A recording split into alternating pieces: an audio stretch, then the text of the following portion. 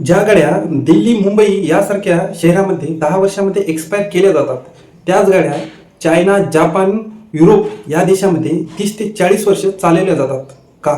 तुम्हाला असं नाही वाटत का गव्हर्नमेंट आपल्याला पोल्युशनच्या नावावर गाढव बनवत आहे? एक विचार करायचा मुद्दा आहे, ज्या गाडीचं इंजनचं परफॉर्मन्स हे चांगलं आहे आणि पोल्युशन बी कमी आहे आणि दुसरी गोष्ट म्हणजे तेच इंजन हे जापानमध्ये बनत आहे, मग आपलं सरकार हे आपल्या गाडीला कचऱ्यामध्ये का टाकतंय? यावरून एक गोष्ट कळते की प्रॉब्लेम गाडीमध्ये नाहीये, प्रॉब्लेम आहे सरकारच्या गणितामध्ये. विचार करा, जेव्हा तुम्ही नवीन गाडी घेता तेव्हा तुमची इच्छा असो किंवा नसो तुम्हाला एक्स शोरूम प्राइसवर 40% जीएसटी हा द्यावाच लागतो. त्यानंतर तुम्हाला त्या गाडीवर फायनान्स करायचा असेल तरीही टॅक्स द्यावाच लागतो. त्यानंतर रजिस्ट्रेशन करण्यासाठी पण टॅक्स आणि इन्शुरन्स करण्यासाठी पण टॅक्स.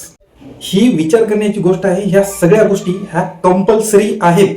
म्हणून विचार करा की गाडी ही 10 वर्षामध्ये एक्सपायर का केली जाते. टॅग करा त्यांना ज्यांना समजण्याची गरज आहे. धन्यवाद.